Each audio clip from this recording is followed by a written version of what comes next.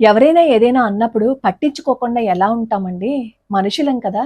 అంత తేలిక కాదు అంటారు. నిజమే, తేలిక కాదు. కానీ అసాధ్యమైతే కాదు కదా!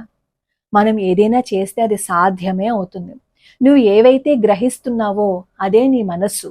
నీ మనస్సు ఎలా ఉంటే నీ ఆరోగ్యం అలానే ఉంటుంది. ఎవరైనా ఏదైనా ఒక వస్తువు మనకిచ్చినప్పుడు అది మనం తీసుకుంటేనే మనదవుతుంది.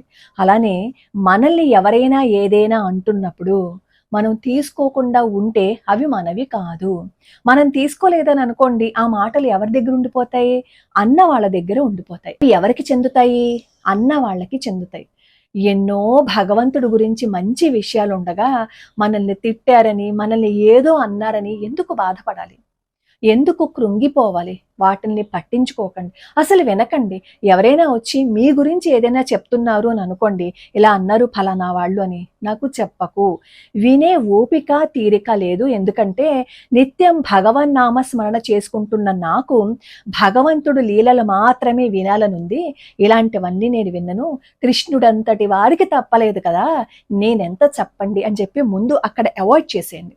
ఎప్పుడైతే మీరు అవాయిడ్ చేయటం మొదలు పెడతారో మీ దగ్గరకు వచ్చి ఎవరు ఏమీ చెప్పరు. ఒకవేళ మీ గురించి మిమ్మల్నే మీ ఎదురుగుండా అన్నారనుకోండి, అక్కడి నుంచి వెళ్ళిపోండి. ఎందుకంటే ఆ మాటలు వింటున్నప్పుడు మనుషులం కాబట్టి బాధ కలుగుతుంది. అక్కడి నుంచి వెళ్ళిపోతే మనం చాలా సున్నితంగా సమాధానం చెప్పినట్టు. నీ మాటలు నేను పట్టించుకోవటం లేదు. నీ మాటలు నాకు అవసరం లేదు. నేను చేయవలసినవి చాలా ఉన్నాయి అని.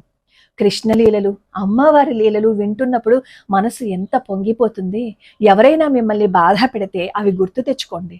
అవన్నింటినీ ఒకసారి స్మరణ చేసుకోండి. ఎటువంటి బాధ ఉండదు.